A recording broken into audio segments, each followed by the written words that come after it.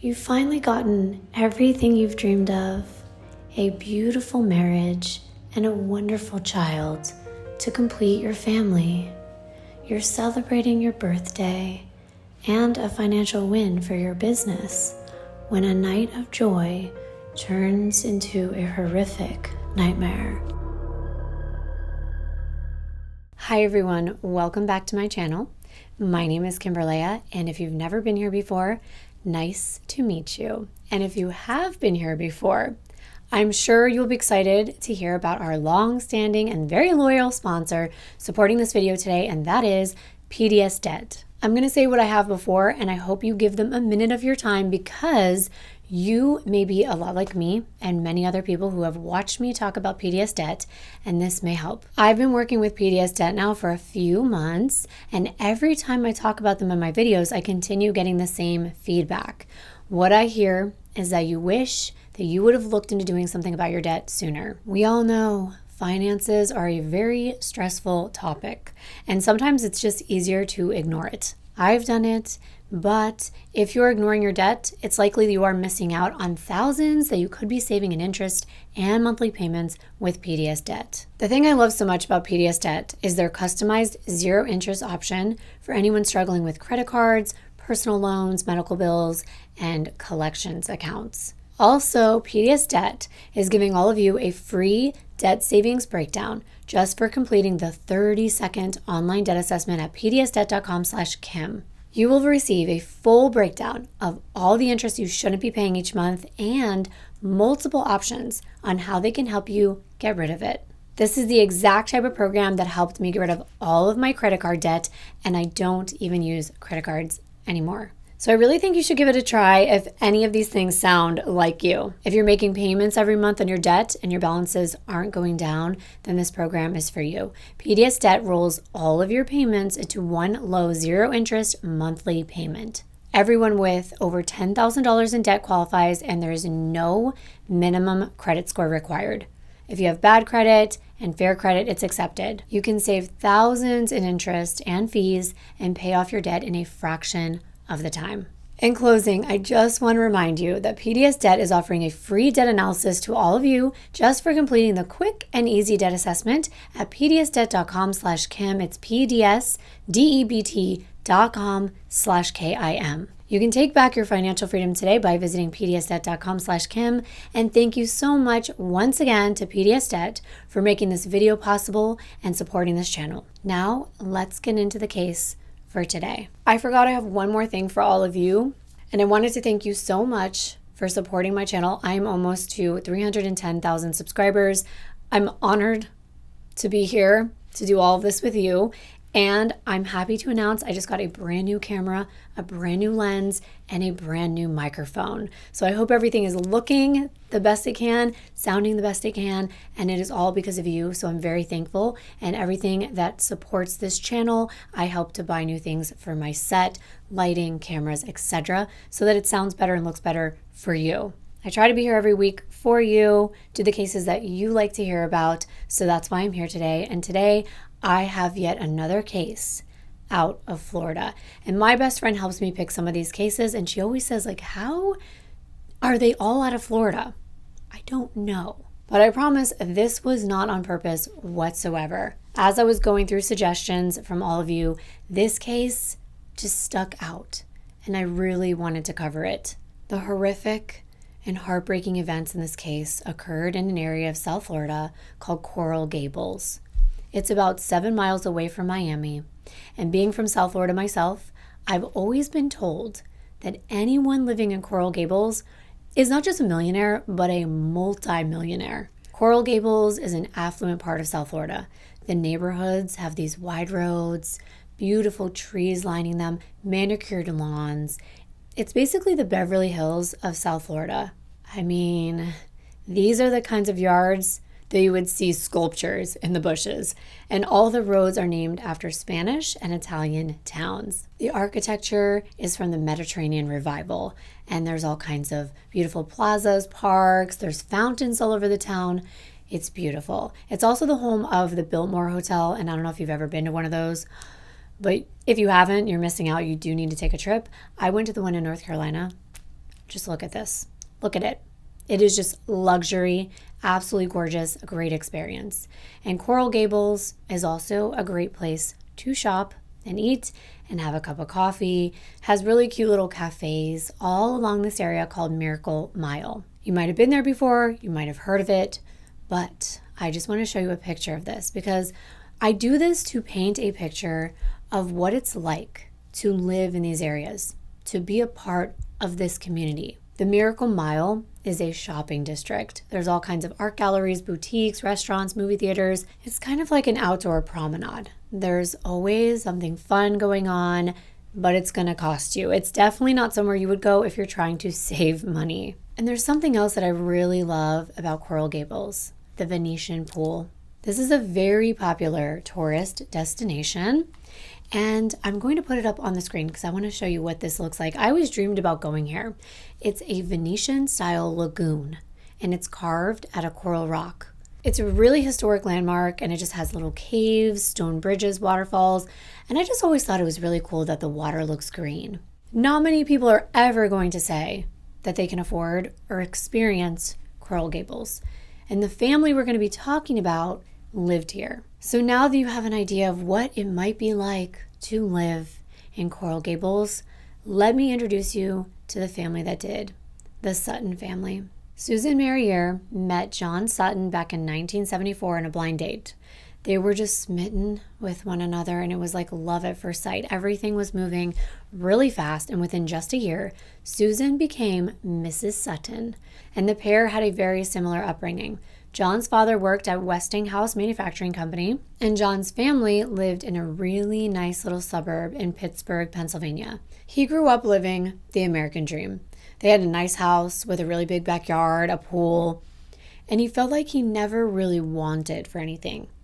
But he was determined to create the very same life for his future family as well. Susan was a very beautiful woman. She was prom queen in her senior year of high school, and then she ended up going to college at the University of Pittsburgh to become a nurse. She worked in the surgical intensive care unit, and she was smart and dedicated, a very hard worker. She worked many, many hours every week and sometimes overtime. And it's such an intense environment. You definitely have to have a very strong mind to be able to control your emotions because it's really scary having to be in that room when these surgeries are happening and your patients have to be cared for. It definitely takes a certain type of person to be a nurse, and I commend you if you are a nurse. Meanwhile, John was successful as well. He was an attorney and he was working his way up the ladder. He graduated from the University of Miami Law School in Florida, and he got his license to practice law in 1972, which is just 2 years before he met Susan. So he was a catch. He had a specialty, civil trials. So with John and Susan having their careers on track, the next thing after marriage was to start a family. And this was something Susan wanted so badly. They seemed to just have it all. So they were financially stable, they were good looking, they were happy, and they just felt like they were missing the family aspect in their relationship. And Susan was planning to get pregnant right away. She anticipated it would happen pretty fast, considering they were young and healthy. But they found out some devastating news. After trying for some time, Susan was not getting pregnant. She didn't know what was wrong. And I'm just going to say infertility is a very sensitive topic for many people. It can be very difficult and even heartbreaking. It's a challenging situation to go through, and either it builds you up as a couple and strengthens that bond, or it can actually break up marriages, especially if one person is set on having children and for whatever reason, the other person cannot. And I'm not sure the specifics of why this was happening in regard to the Suttons specifically, but either way, they were really sad. However, they were determined to try anything at all to make their wish of having a baby come true. They consulted with a fertility specialist, and Susan began regular treatments, and the couple was very hopeful. But after years of no luck, Susan started to open up her mind and her heart to adopting a child. Her sister Mary was by Susan's side when she considered that this might be the alternative. Even though it wouldn't be her biological child, they could still give this child so much because they had so much to give. And at this point, Susan is the head nurse in the surgical intensive care unit. John is busy, working nonstop, getting a lot of experience in his legal practice. He's also getting licensed in other states, Louisiana, Georgia, Alabama, Arkansas, even California, and that's a huge accomplishment. He's very intelligent, hard worker, and he even became board certified, a board certified attorney. The board certifies attorneys like John when they have special knowledge and skills and proficiency in various areas of the law, professionalism, ethics, and practice. It's rare because less than 1% of lawyers in Florida are even board certified. And over the course of his career, John had been recertified 6 times. He was even the recipient of an award that they give to attorneys based on your peers. It's like a rating system. And he received the highest peer rating standard given to attorneys. This is given to attorneys who rank at the highest level of professional excellence for their legal expertise, communication skills, and their ethical standards by their peers, other attorneys. They finally decided to register to adopt. In April of 1979, they had the opportunity to adopt a beautiful little boy, and he hadn't even come into this world yet. His biological mother was going to be due in no time at all. The Suttons were adopting him a couple days after birth. And this is exciting because you don't always get the chance to have a newborn baby. Many adoptive parents want this as an alternative to having their own biological child, mostly because a lot of them believe that you could nurture that baby and raise that baby from birth almost as though it was your own, and the Suttons were no different. It's more challenging in a lot of ways to raise a child if they've already gone through traumatic events, and especially after a certain age where their formative years are over. But this was like a dream come true for the Suttons. This was literally the happiest days of their lives, especially for Susan. She was talking to her sister Mary on the phone, and she was screaming with joy. She was so happy. It was such an exciting day. Chris Sutton was born April 13th, 1979. John was overjoyed. They finally had a family, and he was taking every single moment in. He rushed in from work, and he was still wearing a green suit. And this is something he would mention every time mentioning the birth of his son. As soon as he saw Christopher, he just thought he was so cute. And both John and Susan wanted to give this little boy everything, and they would. These parents doted on Chris. They had so much fun with him. They would take him all over the place, even on vacations. And of course, you can guess he had toys galore to play with. He would run around the house laughing and playing. And of course, he was also a little feisty. I mean, aren't they all? They're really active at that age, but he was also very loving. And the Suttons felt so lucky that they had a son that was so close to them. And they really thought of him as their own. They felt like they had a perfect family, the perfect life.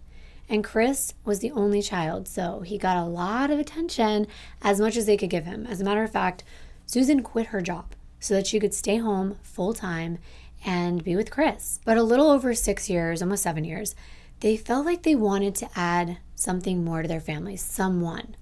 And that's when they looked into adopting again. They wanted to give Chris a sister, and they probably wanted to have a girl because they experienced what it was like to have a boy. They had such a great experience that they thought they could give their love and support to yet another child. So they ended up adopting a beautiful little girl named Melissa. Now they finally felt like they had a complete family, a family of 4. Chris was good at being a big brother. He was really loving to Melissa, and they got along very well. They were close, and Melissa was always sweet. The family referred to her as a little angel, and Susan just thought that she was absolutely perfect. But there's something you should know about John and Susan. They're matter-of-fact kind of parents. They didn't want to hide from their children that they were adopted, so they ended up telling them. It didn't change anything because this was all they knew.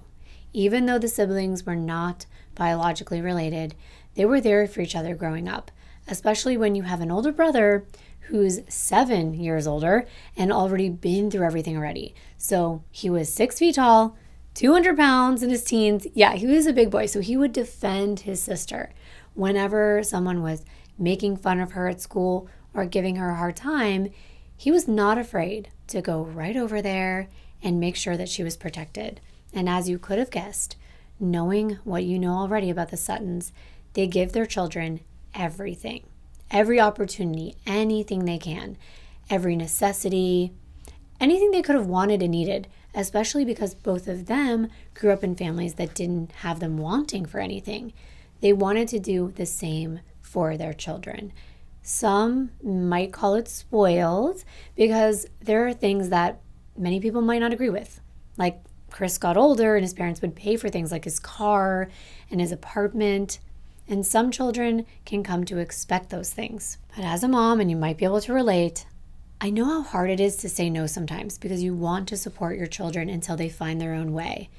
And the timeline is different for everyone. I wanted to provide you, and I hope I did, with the most thorough picture of the Sutton family because things are going to change. Something unbelievable, completely shocking and unexpected is going to happen. I definitely need to set the stage to explain how this perfect family living their best life, their own little American dream, goes from happiness to devastation. How can a world full of dreams become a complete nightmare? You're going to find out. By 2004, the Suttons are living in a nice house right on the waterway in Coral Gables. They are a power couple in Miami. They're well known and respected in their community. And at this point, John's law firm is thriving. He had been an attorney for 20 years at this point, and he wanted to keep the business in the family. So Susan took over all of the administrative duties as the office manager, including looking over the books. And Melissa, she was 18 at the time. She was actually in college studying law to become an attorney herself. And 25-year-old Chris was engaged to a lovely girl named Juliet Driscoll, who answered the phones at the law practice. Chris would help out wherever he could. He would work on cases, he would do research, he would do odd jobs around the office, he would take the deposits to the bank, anything else that they needed. Chris and Juliet actually met while the Suttons were on a family cruise, and they would frequently take trips to the Caribbean, and John owned 3 boats. So they would take trips all the time, and the Suttons did a lot of traveling together. John would even take his boat to the Bahamas, and they would scuba dive and fish. And Juliet was learning everything from Susan. She was answering the phones, organizing files, and making sure that the medical records were correct. Susan just took her under her wing. John's longtime colleague and friend was one of the people he trusted the most. They were like family, and he was really good at bringing in business, and they made a really great team. So John ends up offering him a share of the practice. So they became partners years ago in this firm. John was involved with suing companies and representing companies. So we're talking big money corporations with deep pockets. And that meant John was receiving a portion of these really big settlements. And they were about to celebrate 3 very big wins. I'm talking big money. Like I said, they just had 3 settlements. One was for $1 million. The other one was for about $1,003,000. And the other one was close to $1.5 million. It was close to Susan's birthday, so they thought, why not celebrate both her birthday and the very successful litigation at the same time? Susan's birthday was August 20th. She turned 57 years old, and 2 days later was their dinner party. Melissa was off at college, so she couldn't attend, but Chris and Juliet and John's partner at his law firm, Teddy Montato, they were gearing up for the family dinner and celebration. Melissa did call to tell her mom happy birthday and that she missed her and that she hoped she had a happy birthday party. It was a really fun night. Everything was going as planned. They had a nice dinner, drinks, a birthday cake, a lot of happiness and celebration among people who truly cared and loved each other. But they never knew what was coming for the Sutton family that very night. As the party was winding down, they switched gears and they sat down and relaxed and watched the Olympics together for a little bit. It was getting later, and Chris and Juliet had to get to a movie theater because they were catching a movie at 10.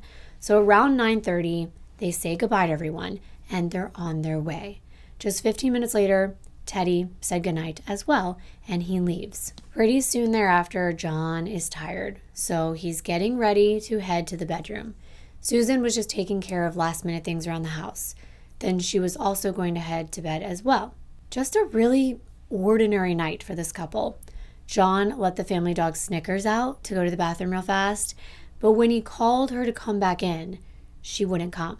She was just continuously barking outside. So John does what a lot of us do, and he went to fetch some dry food, and he was shaking the bag to entice Snickers to get back inside.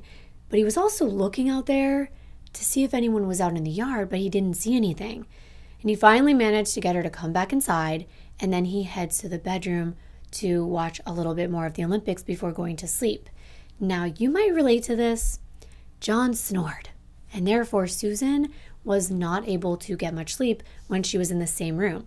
Therefore, she slept in another room across the hall from the master bedroom, which used to be Chris's room. And at this point, she was on the phone talking to a close friend before going to sleep. As John headed to the master bedroom, he got into his bed, he was watching TV, and that's when he heard something, but it happened so fast. He thought that he heard someone either slamming a door or it sounded like something heavy had fallen to the ground. But he didn't have time to figure out what it was, because just seconds later, the door to his bedroom opens and he sees someone in the darkness.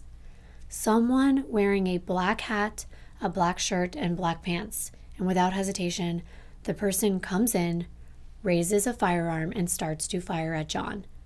All John could hear was repeated bangs again and again and again, and he was running around the room frantically trying to avoid getting hit by the bullets. But John was no match for this gunman. As he moved around, the bullets were entering his body. He was shot 4 times. The room was an absolute disaster. From John trying to protect himself and the bullets going through the headboard that was shattered, the glass of the mirror was broken, and John was laying on the floor bleeding out, but still breathing. Then the gunman left this room and walked to where Susan was sleeping as John just bled out. There was nothing that he could do. He was helplessly lying there as he listened to more shots, one after the other. Then the gunman returned to the room that John was in, and he emptied what was left in his gun with 2 shots to John's head. This was a very bloody crime scene. John's world turned into blackness, but surprisingly, he was still alive. He was either unconscious or the wounds sent him into shock, but at some point he woke up. And I hear these stories and I cannot believe how strong we can be in these moments of despair, these moments of pain, that last bit of adrenaline being used to attempt to save your life any way that you possibly can. And that's what John wanted to do. He didn't know where Susan was, if she had been hurt, or exactly what just happened, but he knew that somehow he had to get to a phone. He knew he needed help, and he knew that he needed it fast. He could open his eyes, but he couldn't see. But he knew the layout of his own home really well. So somehow in this darkness, stumbling around, barely conscious at this point, he's able to get to the phone and call 911, and I have this call. I know last time I played something like this, there were no captions, and I apologize. I'm going to put them on the screen so that you know what's going on, so you can hear and know exactly what John was saying. Because it's hard to understand a man that's literally on the brink of death, trying to do whatever he can to still protect his family, his wife, and himself. I was in tears when I was reading this, and also when I was writing it, because I cannot imagine, no matter how hard I try, the pain and the thoughts that would be going through his head. So I'm going to go ahead and play that call now. Medicolegal 911. I need police. My house. I've just been assaulted. What happened, sir? Somebody came in and shot me. They shot you? Yes. Who did it? I don't know. I can't see. I need police and I need an ambulance. Okay. Where did he shoot you? In my head. Who else is in the house with you? My wife, Susan. And where's she? I don't know. This man was somehow able to walk out his front door and let the police inside. The police had told him that he actually had to walk out the door. And I understand this is a safety precaution, but can you imagine? It must have been so difficult for him to get out of that house, especially because he was leaving Susan behind and he didn't know if this person who did this was still inside. The authorities were waiting. There were police, fire trucks, ambulances, all up and down the street. John is nearly dead. He's in complete critical condition. So he's rushed to Miami's Jackson Memorial Hospital Trauma Center. When they looked at him, though, he had injuries everywhere, on his hands, on his arms, on his face. There was blood everywhere running from his head, down his body, and he got into the hospital and doctors were rushing to try to save his life. They did not think there was much that they were going to be able to do, but they're going to try. Police are also trying as hard as they can to get as much information from John. Who did this? But he could barely give them much. He just kept saying, I don't know. I don't know. Black hat, black shirt, black pants. And he kept asking what happened to his wife and that she was still inside the house. The police decide to send the SWAT team in, and they throw a flashbang inside the house to make sure that it's clear. They were covering the entire perimeter of the house in case the killer came out. They're also looking for clues as to how an intruder entered the home.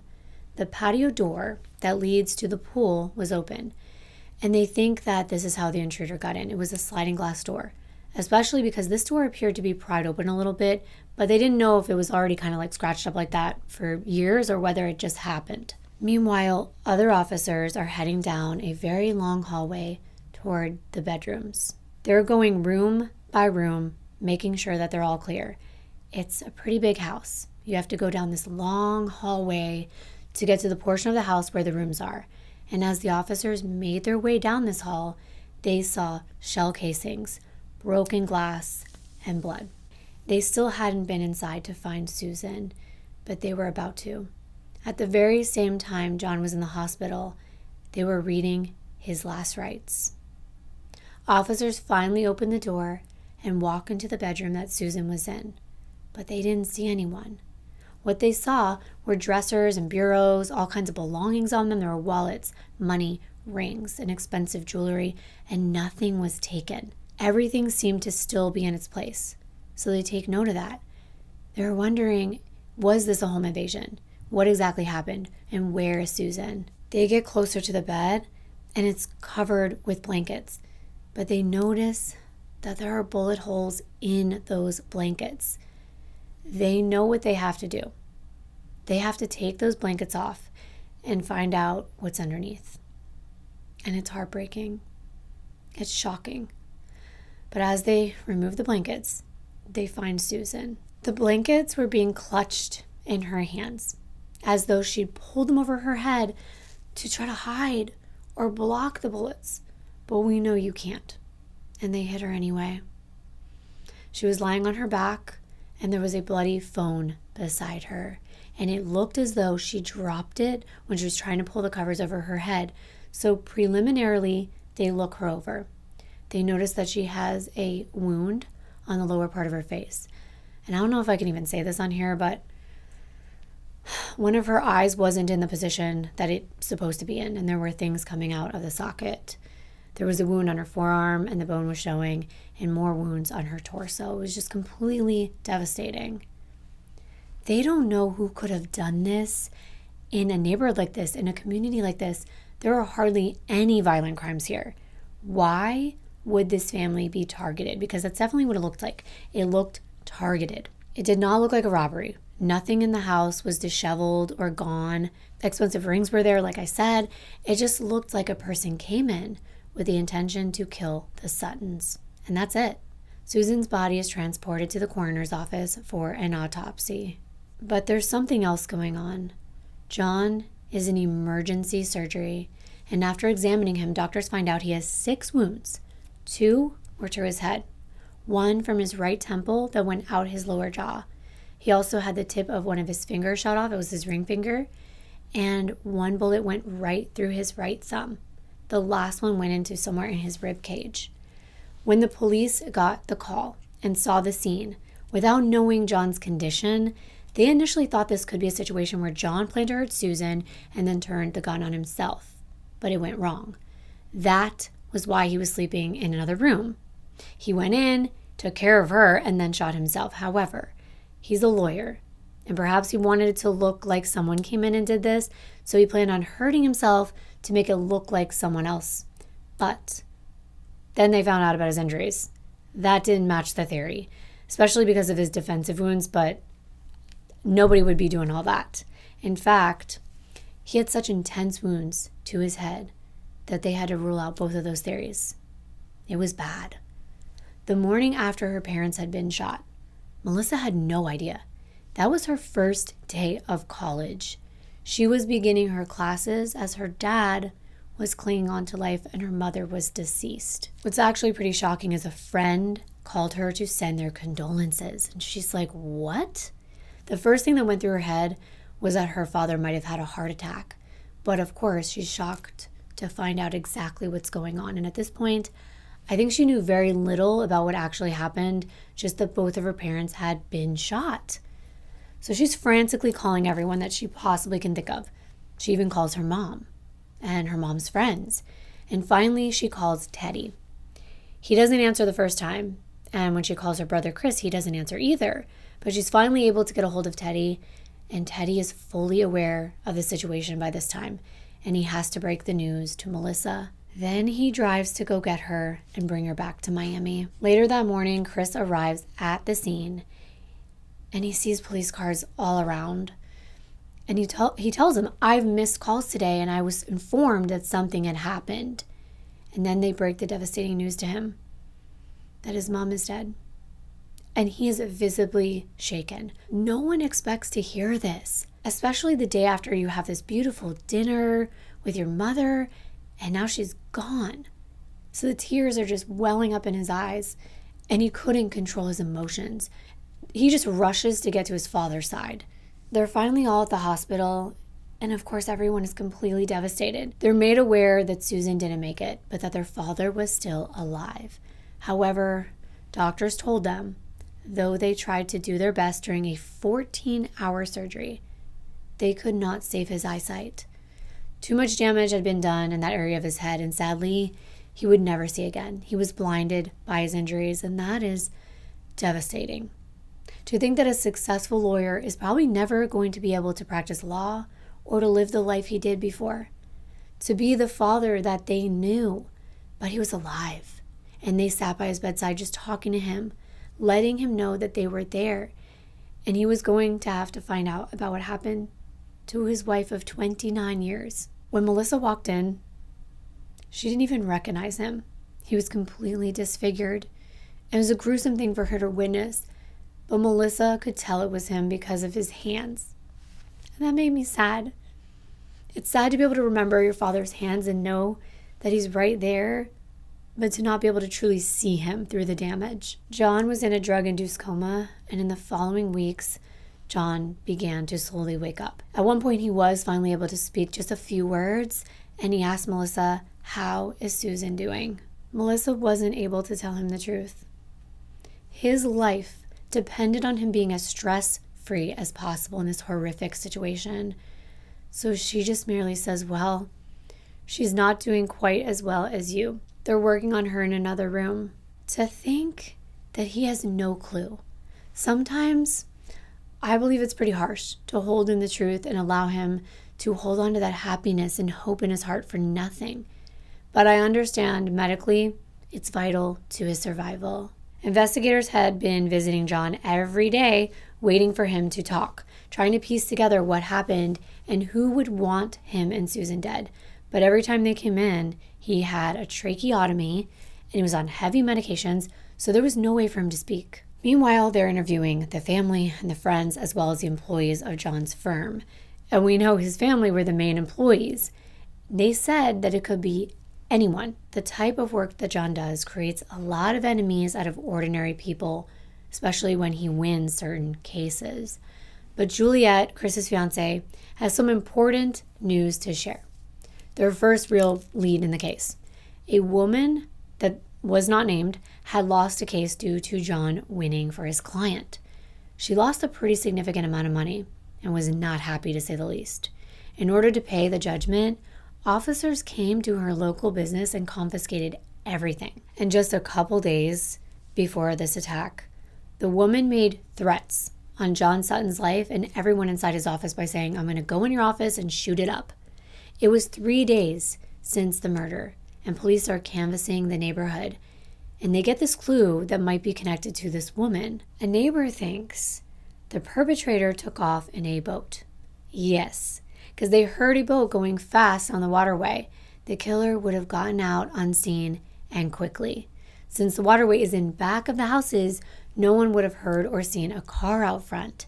And it turns out this woman that threatened the Suttons, she owned a boat and it matched the description and it was docked close by the Suttons' home. So they run a background check. Meanwhile, they're trying to get John to write things down on a notepad, but they don't have any success. What he was able to write wasn't even legible. They track down the woman and they question her. And it turns out her boat has security cameras on it, so they pull it. Meanwhile, she also tells them about her alibi. And they determined she was not near the Suttons the night of the crime. She was not just out of the state. She was not even in the country. And her boat never left the dock. They have to move on and keep looking for viable leads. For weeks, John was in and out of consciousness.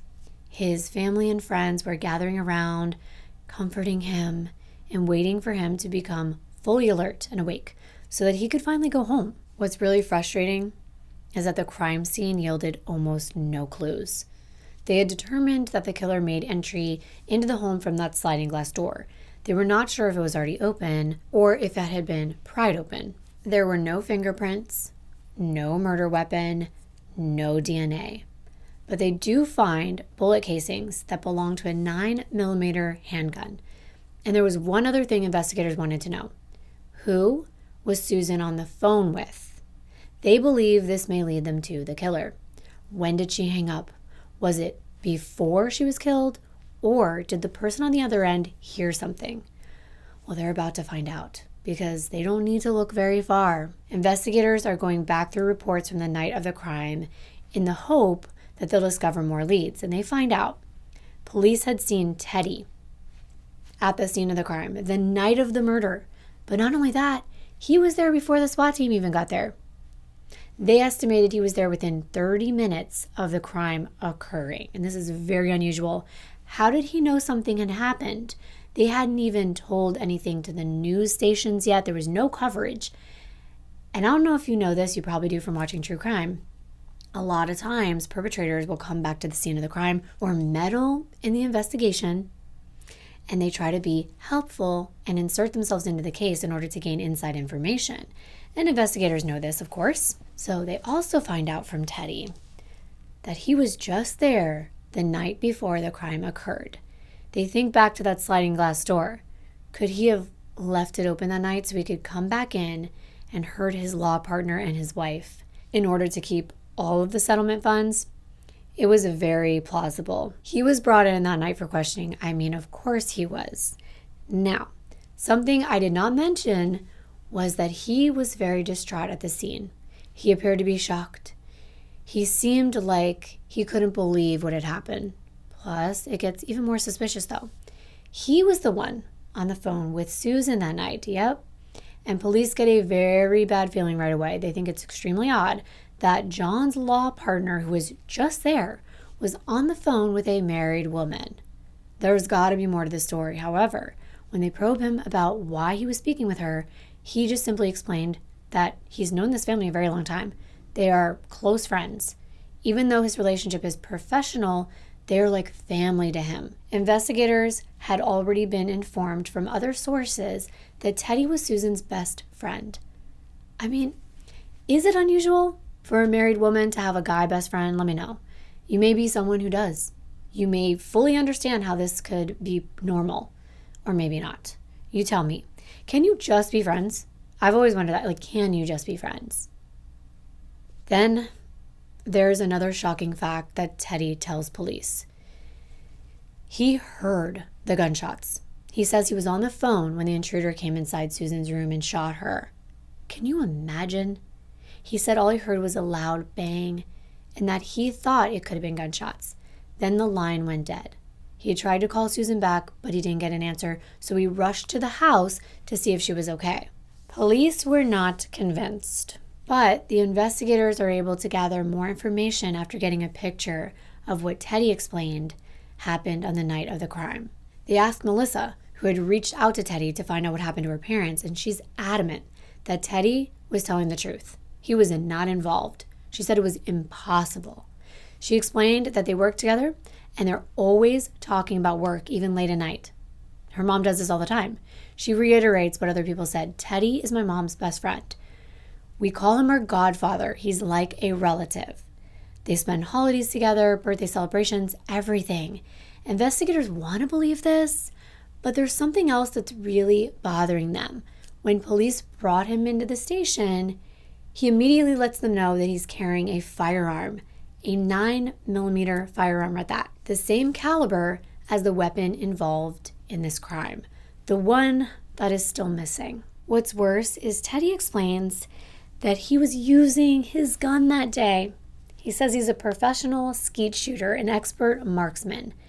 This is a competitive sport where you use a gun to shoot those clay targets, little round ones, that are mechanically flung into the air at a very high speed. If he can hit those targets, he could surely hit a person trying to run from him like John.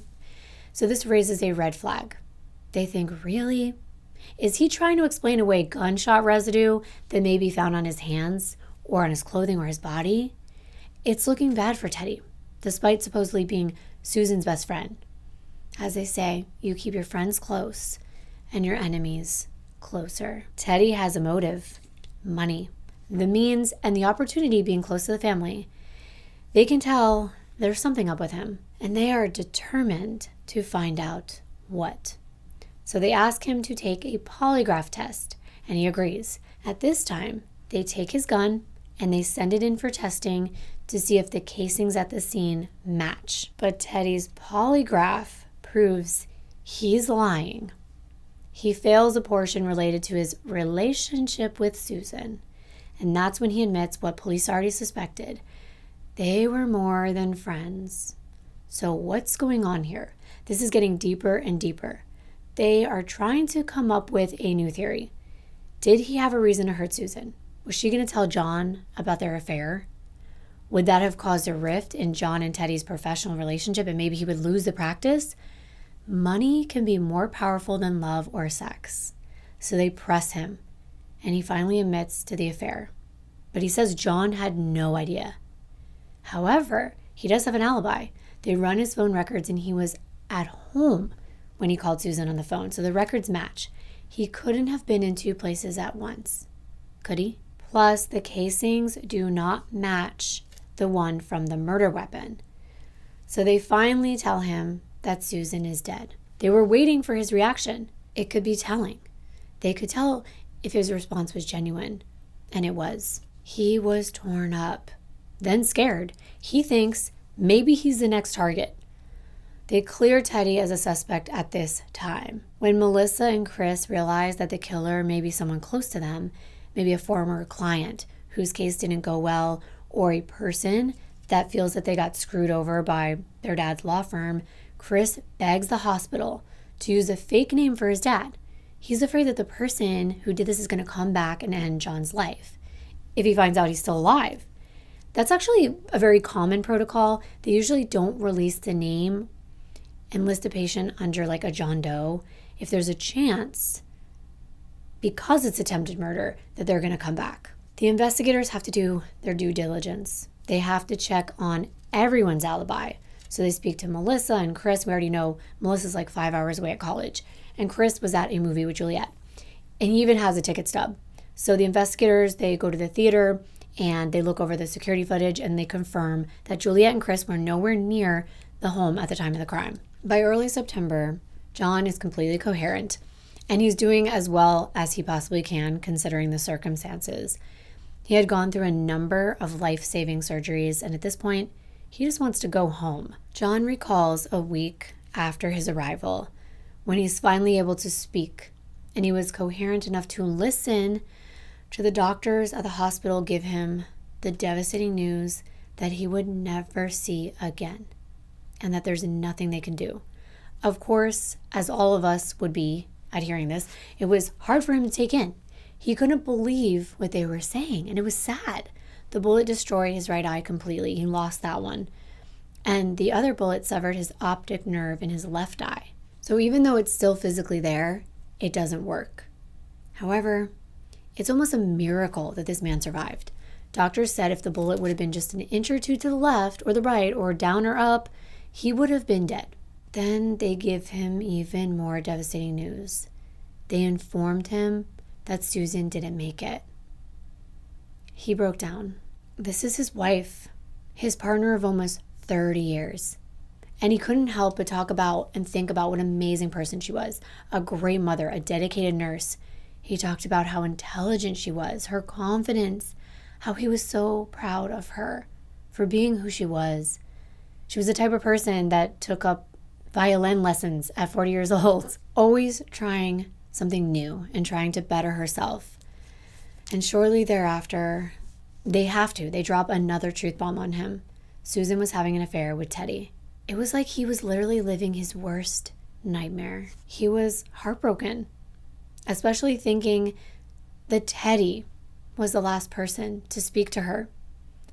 John is mature enough to not let things that are out of his control get to him.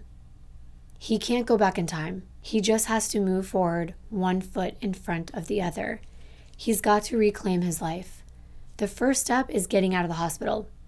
Even though the doctors don't think he's ready, he insists he's not staying another day. It had been 3 months, and he just wants to be released. He wants to be somewhere he feels safe and comfortable. He wants to be with his family. So Chris and Juliet step in to help.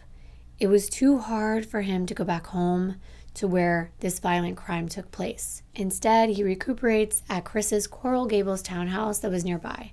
After all, it was a home that John owned, and he was letting Chris and Juliet live there. Now Chris could give back to his father by being there for him in this time of need. A full-time nurse cared for John during the daytime hours, and Chris and Juliet would help him run errands and drive him around to his doctor's appointments. All the while, John is trying hard to replay that night in his head, try to remember anything he could. Even as hard as it was to relive that horrific night, he knows he at least has to try. And he remembers the gunman not saying a word. He recalls a hat, a black visor being pulled down in front of his eyes, covering his face. He couldn't even make out the color of the person's skin. Everything looked dark, black, unidentifiable. He's thinking and thinking and thinking about who could be responsible for this. He just can't think of anything specific that he would have done to anyone who would want to get revenge. Months go by. It's Christmas time, and there still has not been an arrest. But there is some good news. John's working again. Yes, this man is resilient as hell. He is back at work, doing his court hearings and everything. Just absolutely amazing, because it takes such a strong human being to be able to get through all that he's already been through and get this far. He's actually using work to distract him from everything. He's throwing himself back into the cases and reviving his law firm because it was helping him heal emotionally. It was probably easier and felt better than walking around thinking, how could this have happened to me? And staying suspended in a place of hopelessness and pity. But things are not all rainbows and butterflies, not at all. Really weird things start to happen to John. Melissa witnessed one of them. She's back home from college. She's on holiday break, and she's driving his car to take him to a doctor's appointment. All of a sudden, she feels like she's losing control of the car, but then it seems like it's okay. So they made it to the doctor's office, and then they're on their way to lunch in South Beach, and get this. They pull up to the valet, and the valet informs Melissa that the front left tire is literally falling off the vehicle. This is too much. All the lug nuts are gone. Someone deliberately tried to make this car get into an accident, and that is terrifying. By this time, John's home had been cleaned, the carpets had been taken out, replaced, everything's back to normal. I mean, of course, the memories and the nightmares are still there, but there's something to be said about being at home. It's comforting. It's full of a lot of good memories too, but it's not all good because the alarm system starts going off at all hours of the day and night for no reason. And I can only imagine the fear that goes through someone's mind. Like this man, he's blind, he's alone, and jolted by this loud noise. So he calls the repair service, and they send someone over to fix it, and it turns out the wires are being cut. When they get fixed, a day goes by, the alarm's going off again and again and again, and the wires are cut. It's apparent someone wants John either dead or at the very least scared out of his mind. If you think this is bad, there is a lot more to come. By this time, investigators had interviewed every person who had lost a case to John's law firm, and all of them had alibis. Sure, he had death threats over the course of the last 20 years, but they found nothing that would suggest any of those people had done this. They have nothing but piles and piles of paperwork consisting of interviews, crime scene photos, potential suspects, polygraph results. It's all they have to go on. So they pore over it again and again. They're about to get a big break in the case, and they don't even have to do anything. The clue is going to come right to them in the form of an arrest. 8 months after the murder, police arrest a man named Garrett Kopp for an unrelated crime, an altercation at an apartment complex. He pulls out a firearm on a couple guys. This is 30 miles away from the Suttons' home. But when they're investigating, they find a gun. When they run the gun through ballistics, they get a hit, and it's the missing murder weapon. Call it luck or something, but this is huge. The bullets match the ones found at the crime scene and everything. So they think, okay, we've got our man. There must be so much adrenaline rushing through these investigators' bodies. I can't imagine that feeling. But who is Garrett? Why would he want to hurt the Suttons? They question Garrett about the gun, and he says he bought it off of someone on the streets, which happens all the time. Just because you're in possession of something doesn't mean that you were the one who used it 8 months ago to commit a crime. However, it turns out they find out he's doing some handyman work. And guess who he's doing it for? Chris Sutton. He was hired by Chris to do odd jobs around the house and the law firm before the murder. He had been the one to pull out all the bloody carpets from the Suttons' home and install new ones. Garrett had no direction in life. He didn't have a real job, but Chris must have seen some good in him because he would help this man wherever he could. They really want to dig in and fast. They need to know everything about Garrett Kopp and the connection between Chris, Garrett, and the Suttons. Well, they find out that Chris was the one that posted bail for Garrett to be released. Now they have questions. Chris is interviewed about Garrett, and he says, I've known Garrett since I was 20 years old, and Garrett was only 15 at the time. We met at an apartment complex that me and my fiancée Juliet moved into in Miami. When Susan was looking for someone to redo the drywall in the kitchen, Chris recommended that he and Garrett take on the job because they both need extra cash. This was years ago. So they ask how well Garrett knew his mother and father. Chris lets them know that he had always been a friend since they met. He was close. He was at the house a lot. He knew the family well. He wasn't close to the family, but he was close to Chris as a friend. So investigators realize Garrett would have known the layout of the house. He could possibly come and go whenever Chris was around. Perhaps he had had a reason to take the Suttons' lives. Maybe he was jealous of what they had.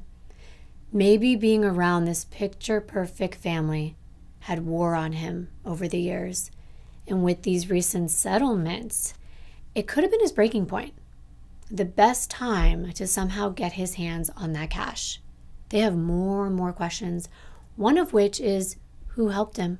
They turn their attention to Christopher. They have to. He had access to his family's home. He knew Garrett.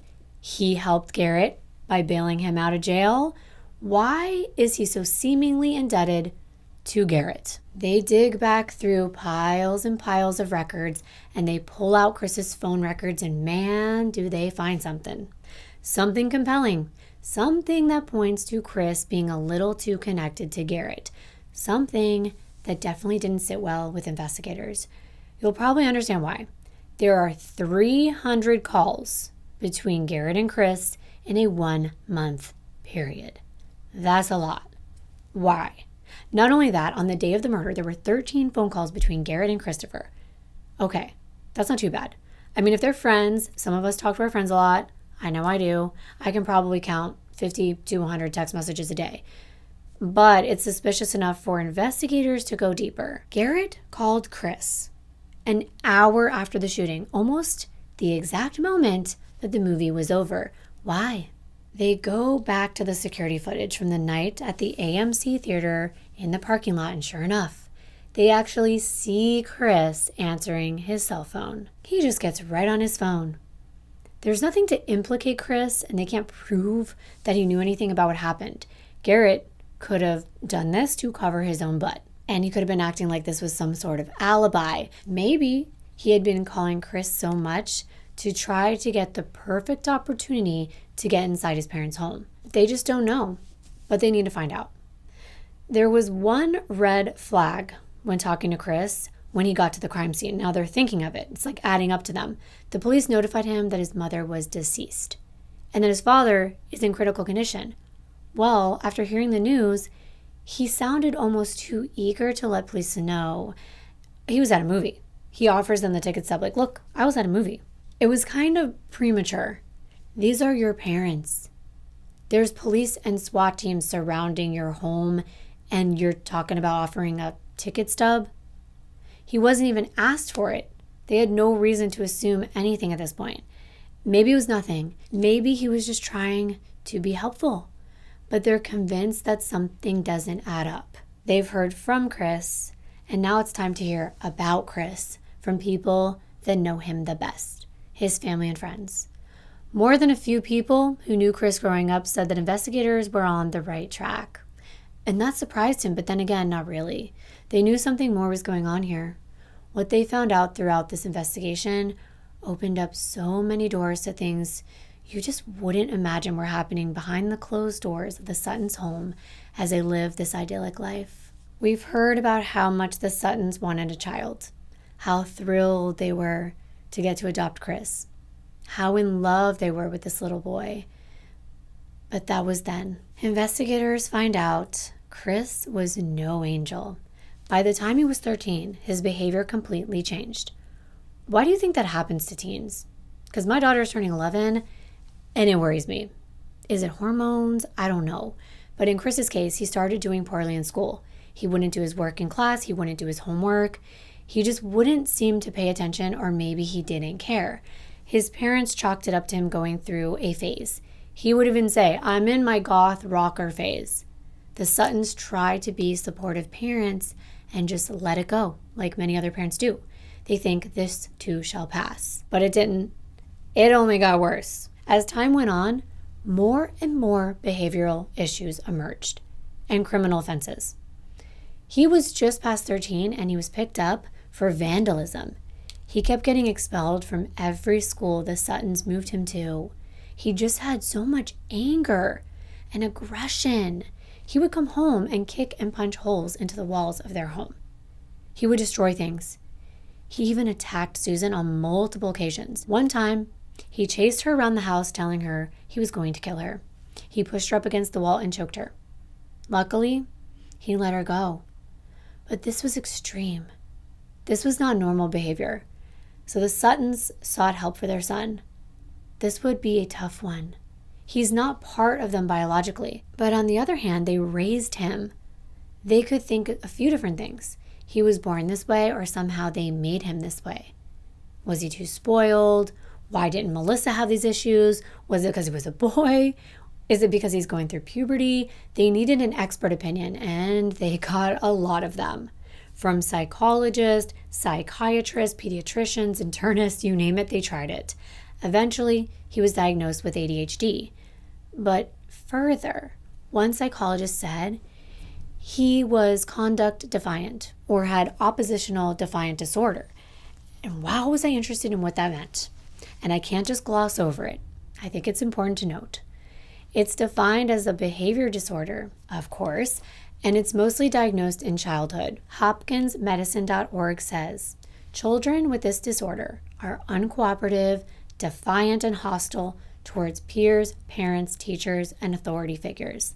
They are more troubling to others than they are to themselves. The disorder is characterized by having frequent temper tantrums, arguing with adults, refusing to do tasks, questioning rules and why they apply to them, doing things to annoy, upset, or hurt others, including authority figures, blaming other people for their behaviors and mistakes, being irritable, always angry, speaking rudely and unkindly to others, and seeking revenge or being vindictive.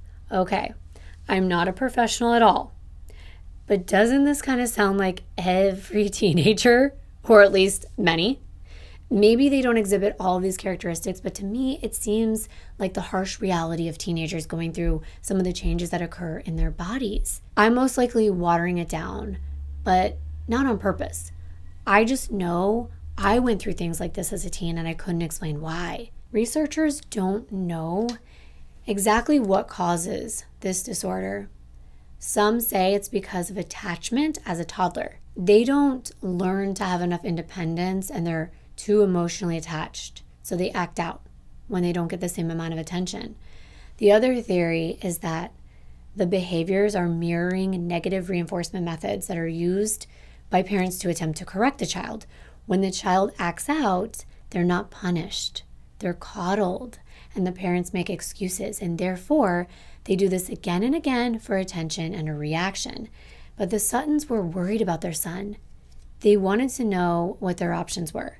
You can treat ODD with cognitive behavioral therapy, family therapy, group therapy, and medication, or a combination of those. Nothing was working.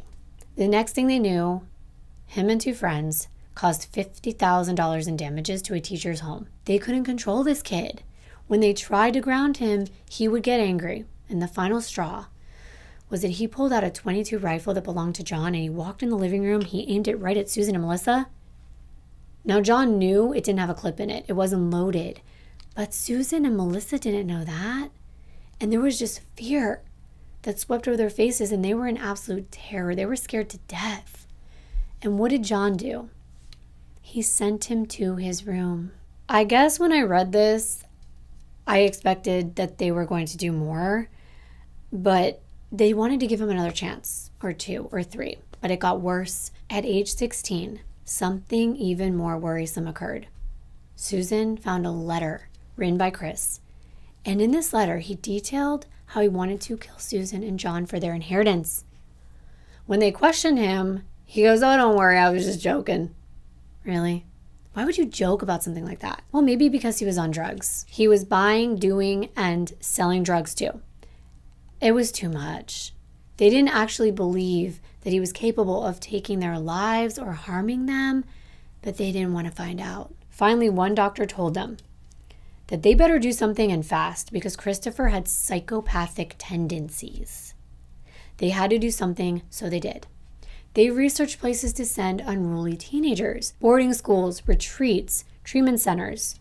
And you know these aren't cheap. At last, they did narrow their options to a place called Paradise Cove. What a lovely name. And it seemed very promising. It had a program that was focused on helping teens overcome problematic behaviors. It was a reform school, if you will. Not only that, it was located more than 7,000 miles away in remote American Samoa, in the middle of the South Pacific Ocean. It's an all-male facility that opened in the early 90s. It housed up to 450 boys. Firstly, they used scare tactics from the beginning to instill fear into each one of these children to gain control and authority and respect. They pretty much have them under their thumbs. For example, Chris was only 16. His parents basically set up a planned abduction. And John, being an attorney, literally got a restraining order against Christopher, a 16-year-old, followed by a court order to have his son removed in the middle of the night on a Friday by these huge guys. Basically came into his room, picked him up, dragged him out to a vehicle, all the while he's wrestling them in the lawn. They gain control and take him away from his home. Then they put him on a plane and fly him to this faraway island. Can you even imagine? I get it. It's all about tough love. And that's what the Suttons thought. They imagined that it was this beautiful island paradise, just as the name suggests, a place where Chris could take in the beauty and the simplicity and learn not to take anything for granted, but to appreciate the life that he'd been given. And when he came back, he would be a changed person. His parents even visited it before making their decision. It was so remote and it was so rare. The parents even got a chance to see it before sending their boys away. To the Suttons, it was beautiful. They were promised progress reports every week and that their son would be in a quality academic program and would thrive. It wasn't cheap. It was between $35,000 and $45,000 a year, but it seemed worth it to them. They were convinced of it. If only this place truly was a paradise. But it wasn't. Look, it's supposed to be tough, like a military-style boot camp, but the people involved in running this place were not good people. They were in positions where they could take advantage of their power, and I mean take advantage with physical harm towards these young boys, and extreme. Chris was hogtied and beaten. He did not get to speak to his parents, and when they were finally allowed to come visit, it was a year after he had been there. And he seemed better to them. They said he gained all this muscle, he toned up, he seemed happy to see his family, but he tried to tell them about the things that were going on. I don't know if they just didn't believe him, thinking that he was being manipulative and was just trying to come home, but they had already agreed that he couldn't come home until he finished the program. He was 17 at the time, and he just imagined by 18, he'd be able to leave. So 1 more year at this hellhole. Alright, Mom and Dad. I wanted to tell you that I don't feel like you guys love me. I feel that like I've been stuck here just to get me out of your hair. You guys still dislike me for some reason, because even though my wishes aren't to be here, I don't get them. They don't come true. When we were there, he was having a great time playing volleyball and swimming in the ocean and so on. So the stories of it being torture were, I think, greatly exaggerated. He wanted to come back, I believe, to Miami and play. There were numerous reports that were coming out about this place at the time. Reports of physical harm, lawsuits, boys that have come forward claiming that if you didn't follow every single rule correctly, you would be severely punished and put into solitary confinement. It was terrifying. In 1998, 48 Hours, they did an investigation about what was going on. And I found some of this footage, and I have to say, I feel like I recall these commercials and even programs showcasing places like this. There were many of them that went by different names, but were owned by the same parent company. I have to show you some of these clips, but the audio is terrible. But just try. I mean, you can kind of hear it, but you gotta see it. At first, they hogtied us like that, and they handcuff your hands, or they'll duct tape them, and then they'll put shackles around your feet, and they'll connect your feet and your hands together. I was left in handcuffs for about 2.5 days straight. One of my friends was thirsty, so he was asking for water, and they said that he was making too much noise, so they got the duct tape, and they duct taped his mouth. Put duct tape across your mouth So you can't talk. We don't, that's not accepted here, duct tape. But it's been done. 1, maybe 2. Scabies. And how many of you guys have scabies? Mostly everybody has scabies. Various skin rashes and inflammations are a common sight. Scabies, ringworm, lice. You get boils. We haven't found that to be a big alarming issue. Wow. Doesn't this sound familiar? Chris wasn't lying. The investigation showed the conditions and questions parents about their decision to send their boys away to a place like this. A whole year with no contact.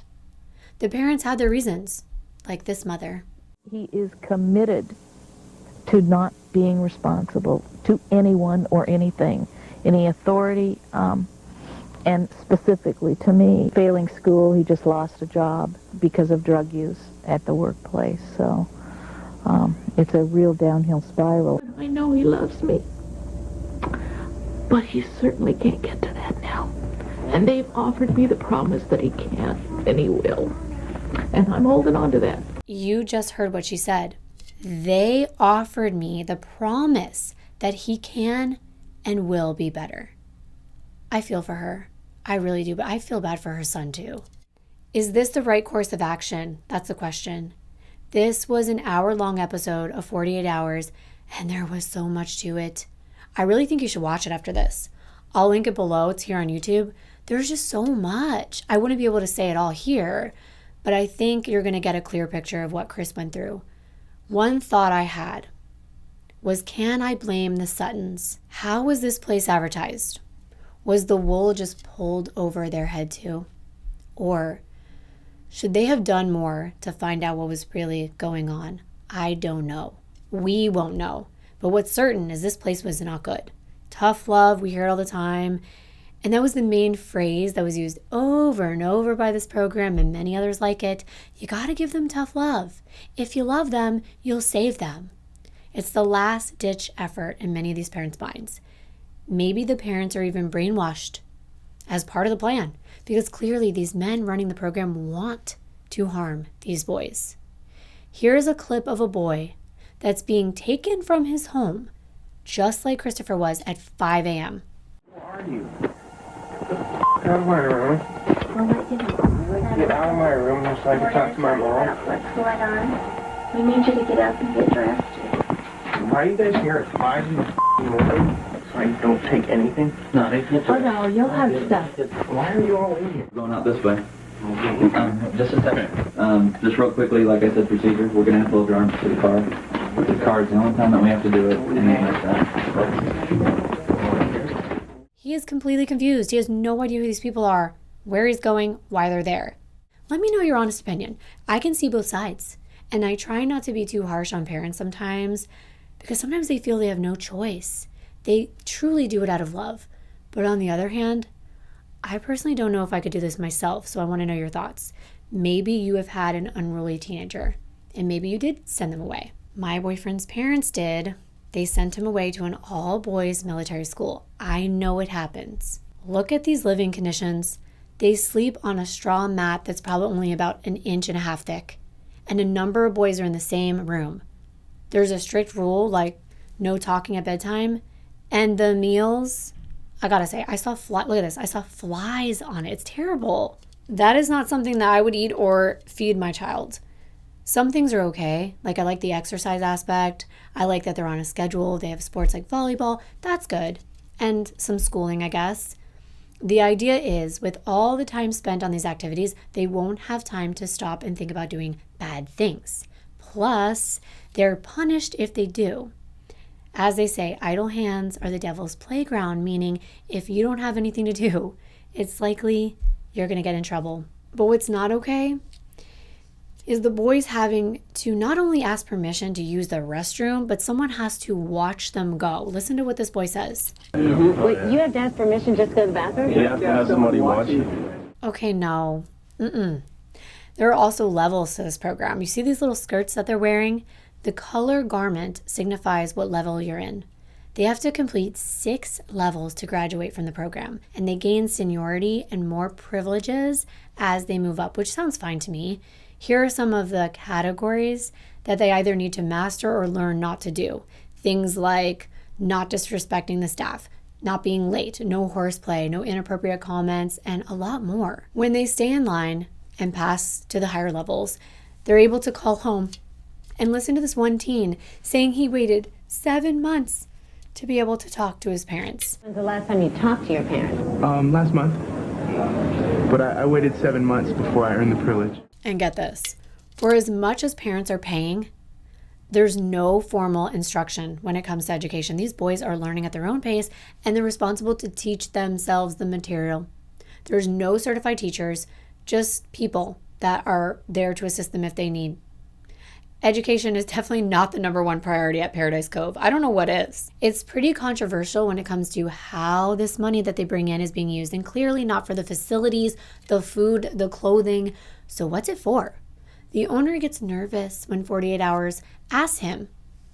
His answer is it's expensive to run a business. I can get into a long spill here, but boy, it's expensive to run a business. I'm almost done here, but it was really important for me to go into this much detail about this program because Christopher was a product of this. The torture is important to hear about from boys that went through it. First, the isolation box. They are in here alone as somewhat of a timeout. And they can be in this box by themselves for days. Days. But what's the longest somebody could stay in here? It could be days. Okay, what the hell? 2.5 days in handcuffs, hogtied? What is this? Oh, and the scabies.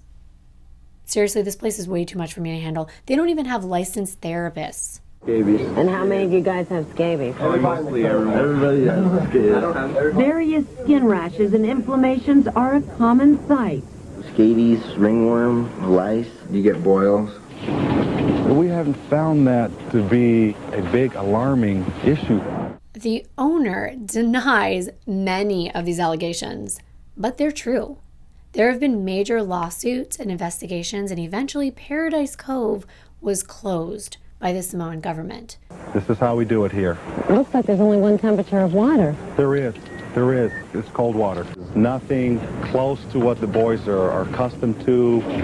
Does it put a student out of his comfort zone? Absolutely. We don't, that's not accepted here, duct tape. But it's been done.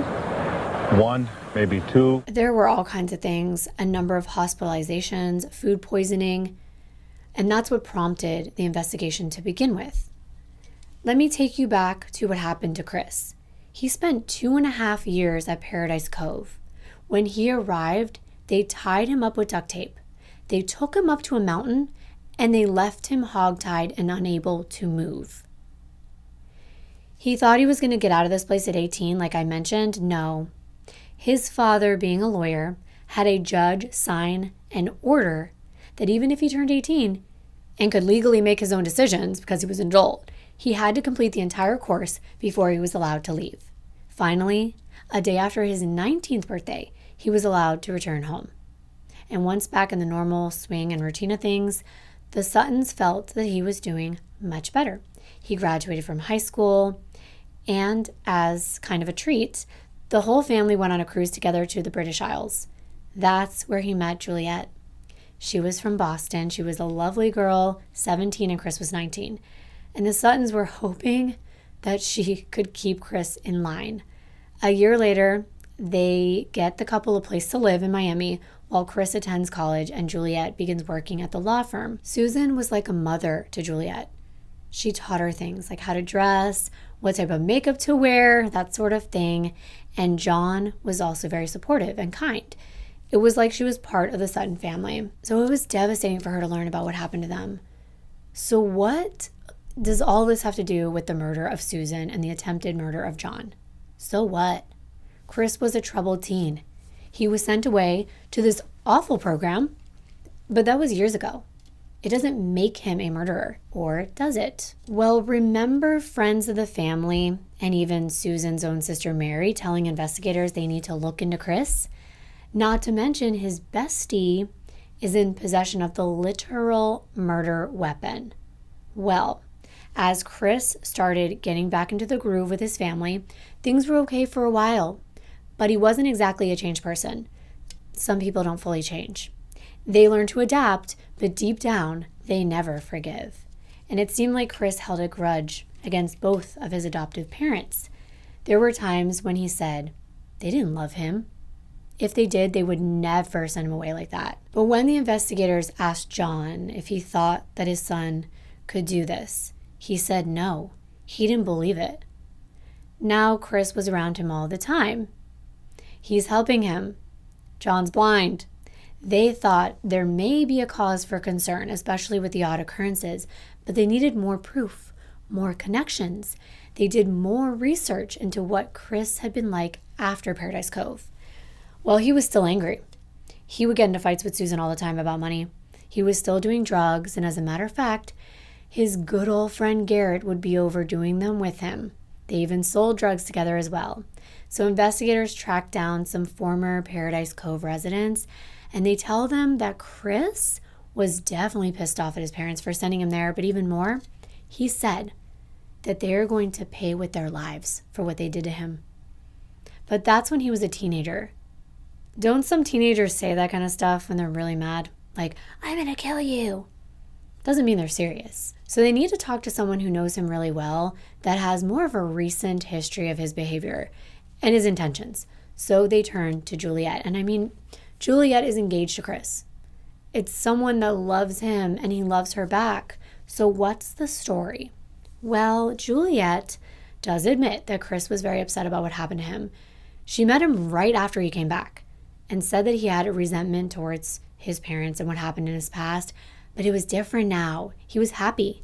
She doesn't see him as someone who would do anything like this to his family. And what's more, Chris relies on his family. She explains he's really taken care of. It sounds like he's a type of child that isn't getting anything cut off. His family cares about him. He's close with his family. They take care of everything. They take care of his car insurance. They financed a business for him. And sure, there's a lot of dependency there.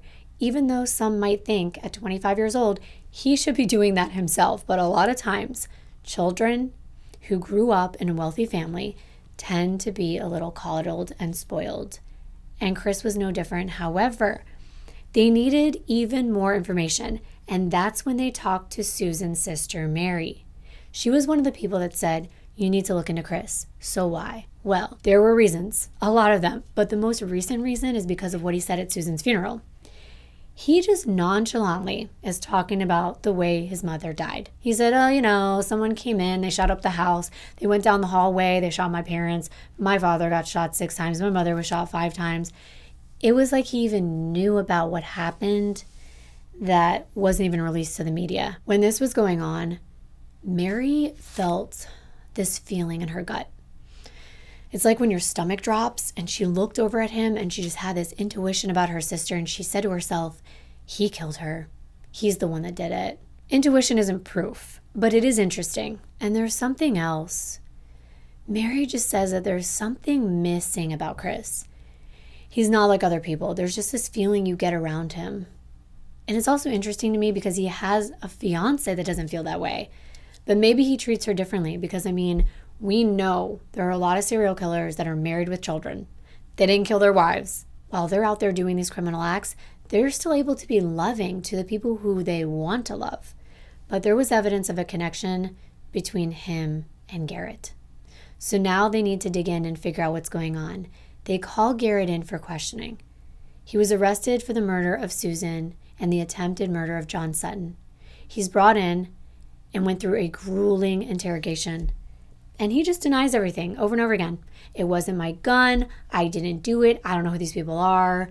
But they knew better. They were about to get even more information that Garrett was the one who did this. It was March of 2005 at the time, and they went to interview Garrett's ex-girlfriend. They were living together, and the night of the murder, she said he came home and he burned his clothing. When she asked him about it, he admitted that he was involved in a murder. And he was at the house at the time of the shooting. So does this mean Chris was also at the house? Remember, he took the call outside of the movie theater and he spoke to Garrett for a few minutes. So no, he couldn't have been, right? Could Garrett have been calling him to let him know the deed is done? That's what investigators think. And now they have a lot of evidence against Garrett. And they approach him with said evidence. And he finally cracks. He admits he was selling drugs, he was doing drugs with Chris, and he also admits to being involved in a lot of different illegal schemes in order to steal and make money. And then he turns on his friend. A lot of times we see this, it's a race to see who can get to the cops first, because that means they're probably going to get a better deal.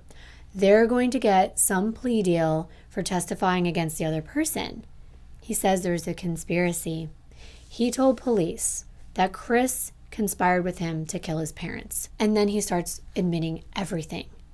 At first, he tells them that Chris threatened him and he was terrified of Chris and he thinks Chris was going to kill his family. So he had no other choice but to do what Chris said. But after more and more questions were posed, Garrett changes his story. And he says Chris actually offered to give him money, $100,000 to be exact, because he thought, from what Chris said, Chris was going to get a life insurance policy for the death of both of his parents, thinking that both of them were going to die. He said that Chris just wanted it all.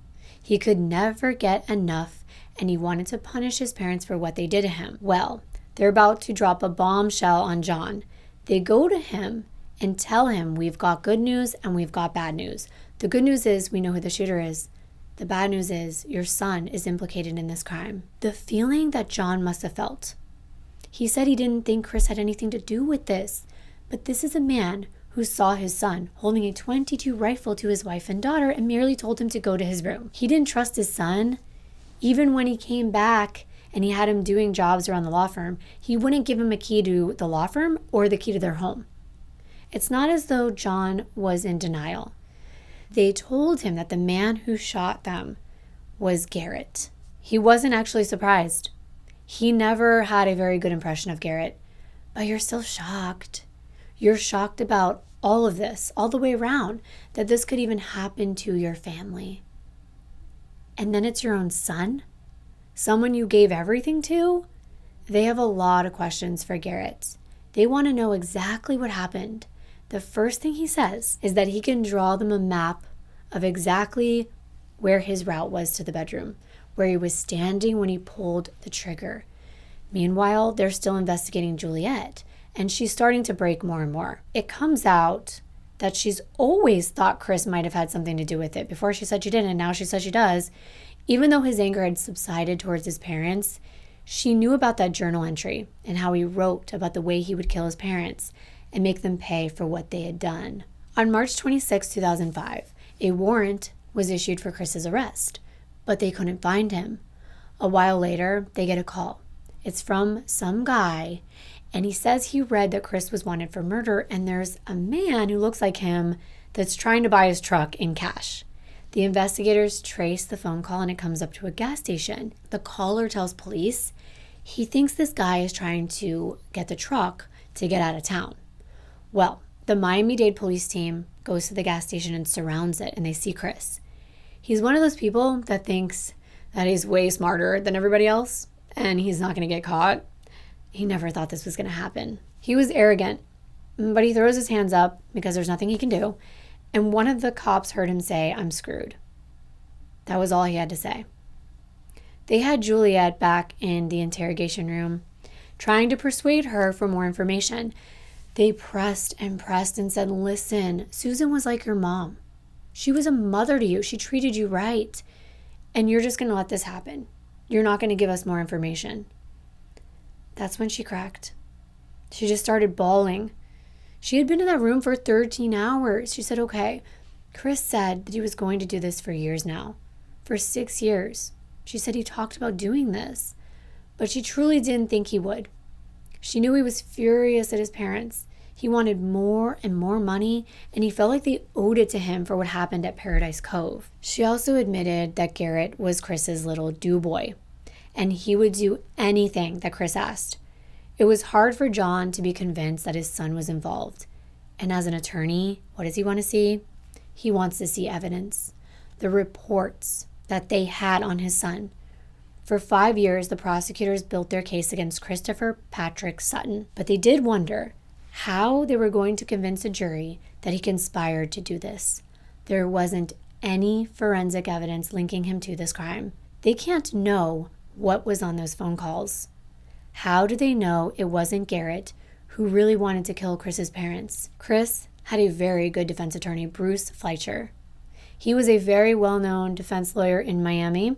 He represented a lot of murderers. He wanted to discredit the witnesses, the statements made by Chris's fiance, statements made from Garrett. And it's true, most of the evidence is from Garrett, the one who pulled the trigger. So is the jury really going to believe, whether adopted or not, a son was behind this? It's harder for them to believe that than a drug dealer that went into this home trying to find money, got scared, got nervous, or even planned to open fire on the Suttons all on his own volition, with nothing to do with Christopher. The trial begins July 2010, and their star witness, the hitman, the supposed hitman, Garrett Kopp. Of course, he takes a plea deal. We knew he would, right? It's a 30-year sentence. I found footage from this trial, and I want to play a few clips. I picked some clips that I thought would be very telling about the situation so that you could comment on them in the comment section. We can kind of discuss. I'm here the first hour or two when my video goes live, so be there and we can have a little back and forth conversation about these things, because that's what I love doing. I love hearing your perspective and your point of view, because a lot of you are so insightful. You think of things that I never even thought about before. There are some things I found interesting about this trial that kind of remind me of the last video. You can check that out. I'll leave it below and in the cards. There really wasn't any evidence at the scene. It was mostly people saying that Chris said this, or saying that Chris was like this or that. And you're going to hear that in these clips of the trial. There is no forensic evidence in this case which links Chris Sutton to these crimes. Whether it be DNA, whether it be fingerprints, whether it be blood analysis, even firearms. But I think I understand why the jury leaned the way that they did. We will never actually know. And that's the truth. We will never actually know anything. But there's a reason to believe that Chris is guilty. We're going to hear from Chris as well. And you can make a determination of what you believe actually happened in this case. Like I said, Bruce Fleischer will argue that Garrett acted alone. He was not only a drug dealer, but he was a drug addict. And he knew that Chris had 2 pounds of marijuana in the bedroom where his mother was sleeping. Except she wasn't sleeping. Therefore, when Garrett came through the sliding glass door that he knew would be open because he's been there many times before, he went into that bedroom and realized the Suttons were still awake. He got scared. He shot them in a drug-induced rage. He wasn't thinking clearly. He just wanted that money because it was $7,000 worth of drugs. This is the defense's theory. He was in a drugged haze. He needed drugs to use, he needed drugs to sell, and he needed money. Of course, that is not how the prosecution sees it. They say he deliberately went into John's room and then Susan's room. If his objective was to go into Susan's room for the drugs, why did he go into John's room first and then into Susan's?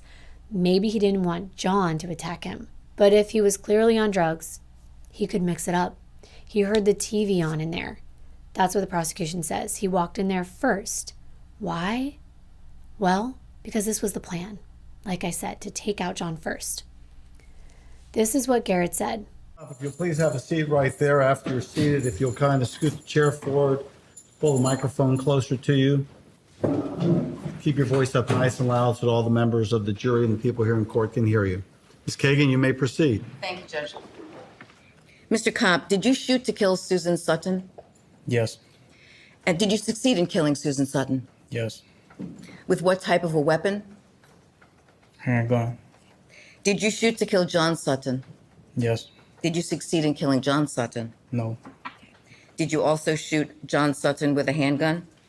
Yes. When you did that, Mr. Kopp, were you acting on your own or as part of a plan or agreement with someone else? It's part of a plan. And who was the person with whom you were in a plan to shoot John and Susan Sutton? Chris Sutton. Perhaps the end of June, the beginning of July 2004, did the defendant propose to you that you two should kill John and Susan Sutton as a way to get money? Yes. And what do you remember the defendant telling you about how much money you might expect to get? Upwards of $100,000. Is that $100,000? Yes. We're listening to a criminal. That is why these cases are so difficult, because the star witness is the man who pulled the trigger. He says that Chris left the sliding glass door open, and it was his idea to carry out this whole crime. However, you're going to hear from people like Juliet, the closest person, arguably, to Chris at the time. You're going to hear from Chris's father, the man who is now blind, and you're going to hear from some other characters who have their own stories to tell about Chris and his demeanor. And this is all because of what other people said about him, because of things that he said in his past, because of things he said when he was 15 years old at Paradise Cove. John testifies against his own son, and it's heartbreaking. Not because I feel bad for Chris in this moment, but the pure bravery of this man. They expected him to be afraid of being blind in this courtroom with all eyes on him and him not able to see the crowd.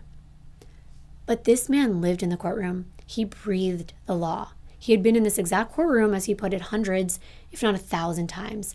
This was his comfort zone. He wasn't afraid. This was his home.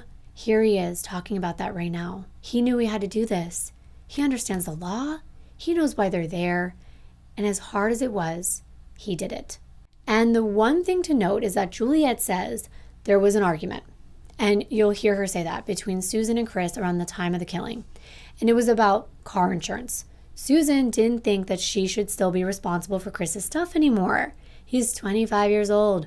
Why should she be paying it? So they get into an argument. And Juliet says he's furious. Why? His viewpoint is, my parents just got paid these $1 million checks.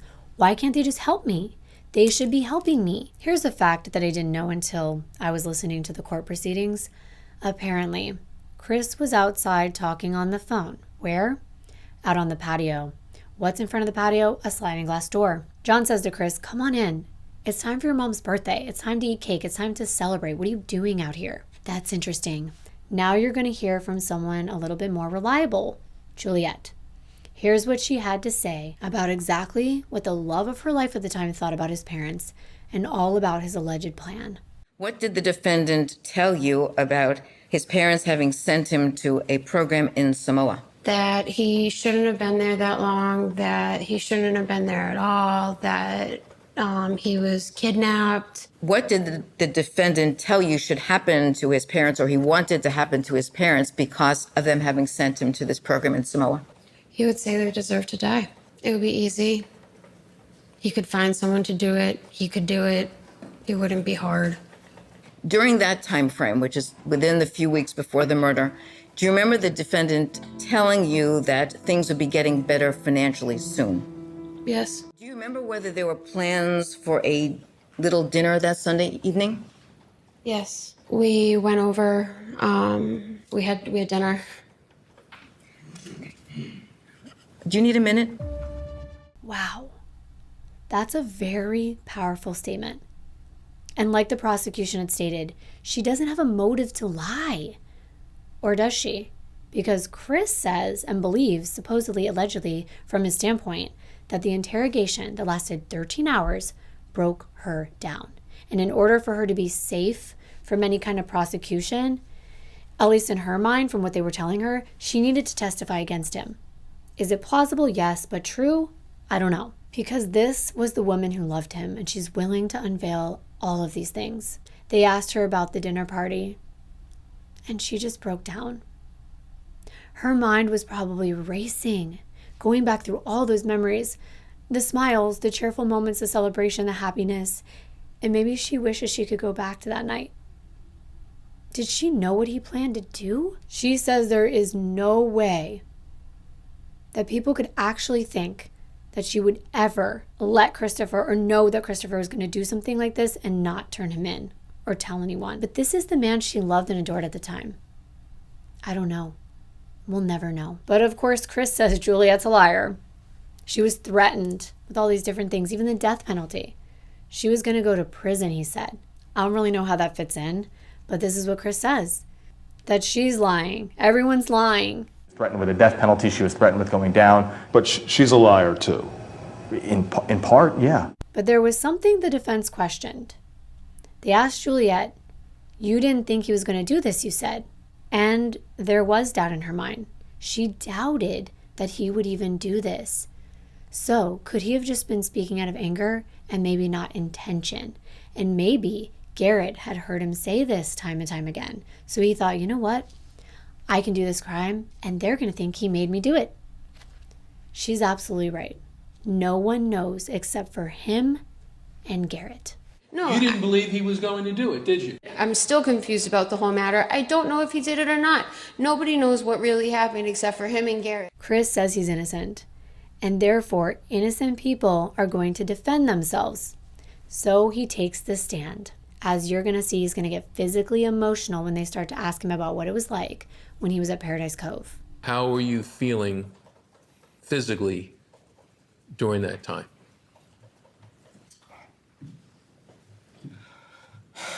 I was what they called in denial. You need a break, Mr. Sutton? Yeah. Now looking at that, in my opinion, he does seem very genuine. However, that can actually go against him, because the theory is that he has this resentment and this anger, and that had been bubbling up. He didn't shed a tear when he was talking about his mother being shot or his father going blind. Not necessarily anyway, not during the trial. It was when this memory was brought up. Now the prosecution is asking Chris about what Juliet said. He's just saying that everyone's a liar. He's the only one telling the truth. Are you telling the jury that Juliet Driscoll lied when she said that things would be better when your parents were dead? Absolute lie. And when Juliet Driscoll told the police or testified that you wanted your parents dead, that was a lie? Correct. And that when Juliet Driscoll reported that you said your parents deserved to die for what they did to you and sending you to the program, that was a lie? That's what she said in order to not be arrested for murder. My question was really simple. Was that a lie? Yeah, to save her own life. The way that he blinks his eyes gets me. It's almost like a telltale sign that he's like pushing this information forward, trying to get it out. because it's a lie. I don't know if you feel the same way or not. I'm clearly not a body language expert, but to me, seeing that, it's like he can't look at the prosecutor straight in the eye. He's got to blink. The prosecutor kind of tries to drill home the fact that he kept asking how long he would have to serve if he was found guilty. And to me, that's kind of, I don't know, maybe an important question to ask, whether you're guilty or not. But they say, no, it's him being guilty right off the bat. He knew he was guilty, therefore he's asking. But I see both sides. There was another witness, and I wasn't expecting this, but somebody else comes forward, I'm going to show you, saying that he too was solicited by Christopher. Yes, that's right. He had someone else that he asked to do away with his family. He asked me if I knew of any hitman that would kill his parents. The trial was 3 weeks long. The family had to relive everything. John had to relive those moments. And then, of course, the verdict. After that, I'm pretty much going to wrap this story up and finish with where the family is now. On July 22nd, 2010, the jury finally came back with their decision. The clerk is about to read that verdict now. The jury in Miami-Dade, Florida, this 21st day of July 2010, find the defendant Christopher Patrick Sutton as the count 1, guilty of first-degree murder as charged in the indictment. Mr. Sutton, the court poses a sentence of life in prison without the possibility of parole. You just saw Chris's reaction. His head falls back. Guilty on both counts. First-degree murder and attempted first-degree murder. He's sentenced to life in prison without the possibility of parole. John was able to address the court, and it's sad. But this is what he had to say. Regardless of the result, this is a bad case. I lost Susan. I lost Christopher long before that. I lost my eyesight. He's right. Everyone lost. Like he said, everyone lost. There are no winners here. Before we end, I just have to let you know how John is doing now, or at least the last time that anyone caught up with him. He has a thriving law practice again like he did before. Here's his website. Here are all his accolades. And not only that, this man is determined. I think you know that by now. But he had been a champion swimmer in college, and he was now swimming again. He even skis blind because he was a skier before. He learned how to ski without seeing. And best of all, in many ways, he has someone that loves him. He fell in love again, and her name is Kathy Henry. And guess what? I don't know if he was joking or not, but he says he met her on a blind date. I don't know if he was trying to be a little funny with that answer, but I'm really glad that John found someone, and they look absolutely gorgeous together. He deserves happiness. This was all around just a very sad case. John is still blind, of course, but he is hoping for a miracle. He's hoping that they can find some kind of technology for him to see again. He's talked to some of the leading researchers that are working on repairing the optic nerve in eyes. They can't make any promises. They don't know if it's ever going to happen, maybe in 5 years, maybe 10 years from now. And that could possibly be too late for John. But until then, he does what he can. He donates to the research, and he offers himself as a testimony that you can do things despite these bad things happening to you. And he's grateful for his life. And that is a beautiful ending to this horrific story. I want to thank all of you once again for watching. I will see you in my next video.